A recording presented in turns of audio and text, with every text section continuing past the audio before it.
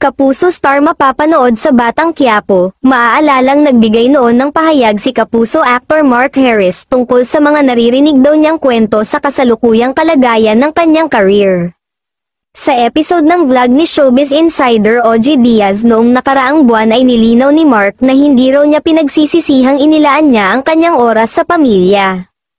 Ako bilang ama at bilang asawa, parang never namang pumasok sa isip ko na magiging dahilan yung pamilya ko at yung pag-focus ko sa anak ko para mawalan ako ng career, saad ni Mark.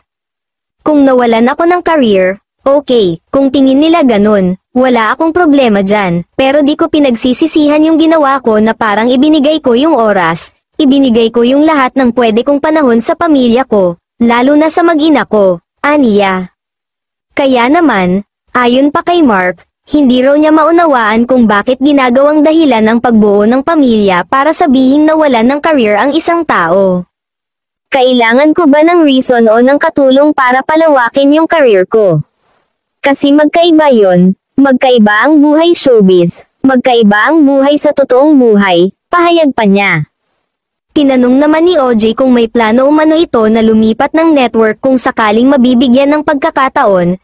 Ayon naman sa aktor ay open siya as long as work ay tatanggapin niya, dagdag pa nito ay pangarap nito na makapasok sa hit serye na Batang Quiapo kung saan pinagbibidahan ni Coco Martin, nabanggit din nito na minsan ay nagkita at nag-usap sila ng kapamilya aktor tungkol dito.